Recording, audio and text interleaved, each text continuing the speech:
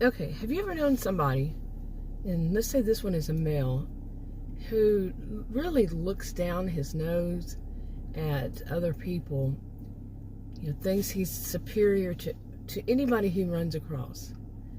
And but he doesn't always do it in front of everybody. He usually picks a victim, okay, or two, or maybe more. And he does it in a way that's, he's very disdainful. He, with other people, he just acts like he's pretty much normal. But there are telltale signs out there. There are little red flags. He's more of a covert narcissist type, that he does a lot of it in secret, and whenever things get a little bit too hot for him, people start finding out, he moves around with his job. And but on his job, he has learned from a very young age not to behave this way. He's very good at his job. He has a right to be confident because he is good at his job. But with maybe if he has a confidant, type person, or, a girlfriend, he really puts them down, puts the workers down. He worked his way up, and he puts his own employees, he owns his own business, puts them all down to that person. And that person can also be the one that he is very abusive to, not physically, but physical abuse is not the only type of abuse. But he makes sure he always has somebody, usually a girlfriend, that he can, be his true self with. Not at first, of course. At first, he is very charming, and many people call this, they have a name for it. I'm going to avoid that name, using that. But, he'll start off by flirting and complimenting the other person, the woman. And,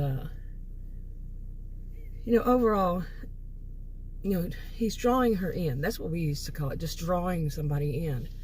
And he knows how to do it. He knows what is important to her. He finds out. He gets to know her, finds out what's important to her, of how she wants to see herself, and how he's going to use whatever it is and blow it up, to where he, says she is the greatest at whatever it is. And whether it's on her appearance, on her job, a combination, but he will use that. His true colors don't come out until he feels like they've sealed the deal. Okay. Now, I know that some people believe that the type of person who's going to be more of a covert narcissist is not going to be, it's going to be with anybody. I mean, not with anybody, but it's going to be, pardon me, strike that. They're going to be more of a, a bit different. But anyway, now I'm going to give an example using a guy named Corey, and he is around 29 years old. Now, Corey worked with his father, who basically his father was a business owner. He would get big projects, contracts for doing mainly like RV parks, but he didn't just build the RV part to it. His father really went deep into this, and he would build like a little community, buildings inside of the RV park, to where the people living there really didn't have to leave. It wasn't just a building. He would make more like a small town inside of it for RV parks, and he would have like, a small store that wasn't outrageously priced. It wasn't a convenience store, per se. He was more of a grocery store.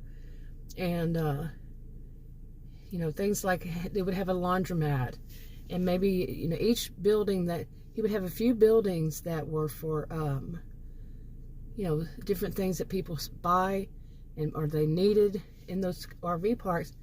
And above them, the people who ran them would live in an apartment above them, old-fashioned way. And he would do like a little small town, but it wouldn't be his own town. And he got very popular, his dad did. Well, Corey, was raised into it, and they were wealthy. His dad was more of the one, was the head of it, and he hired other people to do things. Well, Corey took after his dad and eventually had his own, but he's only 29 now. But his dad was mainly a consultant to it. And Corey, his employee staff were from others like him, that they learned the trade from their dads, and their dads were employees of Corey's dad. So they just basically handed it down, made a new group, made a new business. But for his son to have his own business, Corey, his dad did that, for him, helped him, and he's a consultant on all it. But Corey learned it from the ground up, kind of a little bit of pun there. And but Corey, it was noticed right away. Corey is very arrogant. He's confident because he knows his job. He knows how to do it. He learned it from the get-go. But he's also arrogant. He also looks down on people. And people like his dad and his mom, they know, they see it. And some others see it at times. But he learned from his experiences that if he wants to keep his business, he needs to reel that in while he's at work. Dealing with anybody at work, he needs to act in a different way. Okay, but he still has a problem because he still likes to boast about how good he is, and how, some would say, well, that's confidence because he is good.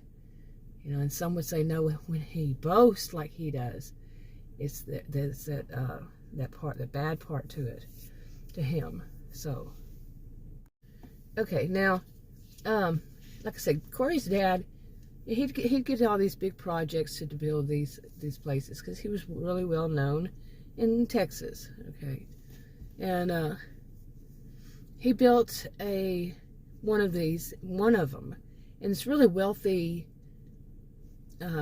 county called Victorson County, Texas. And he built one, but it was when Corey was young. Corey was, let's see, he was around 17 or so. So it was around 12 years before. And, but that's the only place his dad built in that county, because the county was really wealthy, and they had a bit of not really a snobbery about them, snobbish, but that just wasn't something that they needed there too much. But they had that because they had it near these festivals, where they had festivals, and people that drove in would, have their RVs there and go to the festivals. And that was before 2020, okay? And so his dad did that. Well, when it came up, things were going, 2020, early 2020, the elders, they realized they needed more. They wanted to expand the county. The county had a lot of property, a lot of land, but it wasn't all that big. It had, several towns, but everything was a town. And so they wanted to expand it, but they also wanted to they were already kind of secluded from other counties, and except for one really small one south of it. But they wanted it even bigger. They wanted to have, basically border the whole county on the outer border, within, of course. But they wanted to have that. They wanted it gated, really, the whole county. But the way they were going to do it was going to be through putting up new homes. Like whether it was condos, apartments. On the outskirts, that's only where they really let them have them that weren't already there. And, things like condos, townhomes, some houses, some safe areas, because they have a big enforcement area that they train people all over for anywhere, not just the state. And so they have shelters and stuff like this. And they want to kind of continue that, but everything's going to be built for the outskirts. Right inside of it. And so they're going to need new contractors to build different types of areas, temporary, but some will be RV parks, so that they can do all these constructions and such, around the whole. Like I said, it's got a lot of land. And so, okay. So anyway, Corey's Corey's dad, of course, was called, since he had done one before, but His dad said he was off on a different project right then, but his son had his own, and he, did consulting for his son, but his son was had his own business, and he was available. And that was Corey. So, Corey, they set up an interview. He called Corey, got it, the woman that's doing it, her name is Krista, but there's also the elders, they're called PQR elders, and for the RV parks, and they all set up for an interview. But Krista, she is the one that's taken over. She's a business manager type. Her degrees are in business management, and she decided to take that project, even though she's not in construction. She has someone that she grew up with, and she knows him. His name is Jose, and he would be the one that would know all the other stuff. She would be the business management part of it, and she would learn things along the way, of course, too. But so she wanted to interview Corey by herself, and they were to meet at the cafe, Dana's Cafe, there. And they're not exactly like this county is more of, they buy and trade and all that through their own county and their own their own people, in the sense of the people usually were either residents, the descendants of the original group, the original settlers, or they were members of a computer group from many years ago, going back into like 40 years ago or so. And that's about around 40 years ago. Somehow they were connected. And Corey's dad and his family, his dad was one of the original group members. And anyway, that's too much to go into. But so Corey came, was called in to interview. Now Corey's 29, and Krista's in her early 30s, and so she met him at the Dana's Cafe. Well, when Krista saw Corey drive up, it's kind of like a little bit of an old-fashioned cafe, not too much of an old-fashioned cafe, but she saw him drive up in a fancy sports car, and she was going, who shows up for a to basically bid on a project, interview for that construction job, to build RV park in the whole area in a sports car, fancy sports car. But she had read off his references, and they weren't just from his dad, other people, from where Corey had worked on these places, done his own and all that, his crew. And they were really excellent references. Now, some of the people, the elders said there might be a little bit of problem with his arrogance, but other than that, he was really good at his job. They just had to keep him on task. It's his job. And but Krista was like, she's dealt with guys like this before, who are very arrogant, and she's not going to be drawn in, and she's going to let him know right away she's the boss, and she is the boss. And that's exactly what she does. And he got it. And she could say goodbye at any second. So, anyway, but he had this reputation.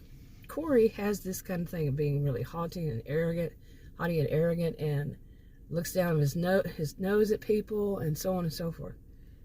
Now, during the interview, it's like an interview, him talking about what his company does. He was boasting, but like I said, is it boasting if it's true? But is it? Well, it's not arrogance. It's not arrogance. It's confidence, but he's a bit overall arrogant. And anyway, eventually, while they were there, the person waiting on them, waitstaff, her name is Sally Sue. Okay, and he flirts with her in front of Krista. He flirts with the Sally Sue, and trying to draw Sally Sue in. See, but Sally Sue has this little story of her own. She is not the best kind of character. She's one of those adult mean girls. Okay, she's more than just an adult mean girl. And but anyway, as for Corey, he was this type. He knew if on a job to behave. He knew how to behave, but it wasn't his true personality. Okay, I've kind of wondered for a while, could people who are narcissistic have multiple personalities? Of course, I would think they could. Of course, if they know how, if they learn early, or they learn anytime that it's beneficial to them to behave a certain way, then some of them do. And it's not exactly a multiple personality, but they might. Okay, or vice versa. You know, someone who, you think of Dr. Jekyll, Mr. Hyde kind of whole situation. Okay, but anyway. But Corey is a fictional, and it's a hypothetical fictional story. You know, it's actually part of a series I'm doing, and they're all copyrighted to me.